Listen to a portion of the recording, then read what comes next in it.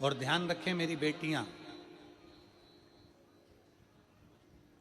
ध्यान रखें मेरे बेटाएं, मेरी माताएं इस बात का ध्यान रखें, बेटियां ध्यान रखें, मेरी माताएं ध्यान रखें, मेरे भाई ध्यान रखें। जिस दिन तुम्हारा मन करे, जिस दिन तुम्हारा दिल करे, उस दिन घर में पार्थिव शिवलिंग का निर्माण कर लिया करो। जिस दिन तुम्हारा दिल कर जाए कि आज मेरा मन है मैं पार्थिव शिवलिंग बनाऊं, गमले में से मट्टी लो, खेत में से मट्टी लो, जहां से मट्टी ले सकते हो। घर के बाहर कोई गमला हो, बगीचा हो, शहरों में जमीन पर कहां मट्टी ढूंढने जाओगे? तुम्हारे जो गमले लगे रहते हैं उसमें से मट्टी ले लो, पर छोटा सा पार्थिव शिवलिंग का निर्माण।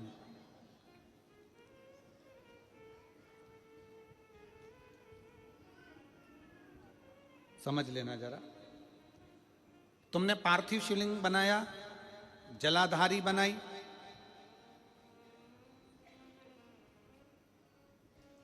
पूजन कर लो जिस दिन तुम्हारा मन करे। कोई तिथि, कोई बार, कोई दिन, कोई समय, कोई घड़ी, कोई पल कुछ मत देखो। तुमने पार्थिव शिवलिंग का निर्माण किया। 3 आखा चावल, 3 अक्षत। आखा चावल जानते हो?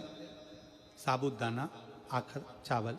3 चावल के दाने, एक गणेश जी की जगह, एक अशोक सुंदरी की जगह, एक षडानंद कार्तिकेय जी की जगह। 3 चावल दाने। 3 दुर्वा, एक गणेश जी की जगह, एक अशोक सुंदरी की जगह, एक षडानंद कार्तिकेय जी की जगह। 3 बेलपत्र, जहां पर माता पार्वती जी का आपने ये जलाधारी बनाई है, उसी जलाधारी पर यहां से पानी बहता है, इसके ठीक विपरीत में यहां 3 बेलपत्र, तीनों रख दीजिए। और छोटा सा कलश हो या बड़ा सा कलश हो, 3 लोटा जल यहां बैठकर, जहां पर आपने बेलपत्ती रखी है उसी के वहीं पर बैठकर इस शिवलिंग पर 3 लोटा जल धीरे धीरे अपने मन की कामना कर कर, बाबा आज मैं दुखी हूं, बाबा मुझे ये तकलीफ है, बाबा मेरे बच्चे ये काम में गए हैं, बाबा ऐसा है।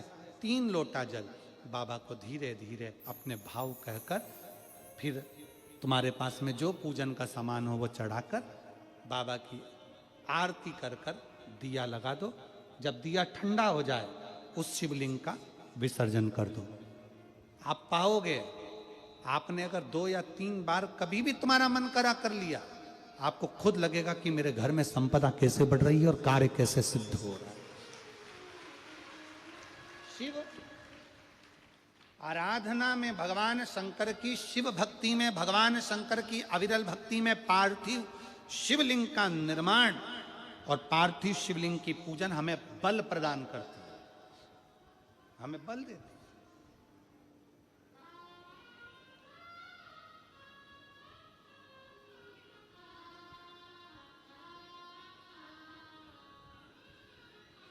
माता पार्वती जी ने पार्थिव शिवलिंग का निर्माण किया।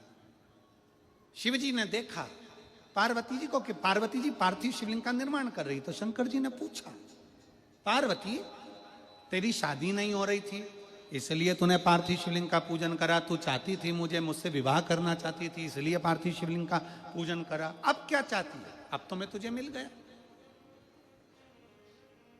अब तो मैं तुझे प्राप्त हो गया, अब तुझे क्या चाहिए? अब तुम मुझसे चाहती क्या है? पार्वती जी ने हाथ जोड़कर भोलेनाथ जी से विनय करा,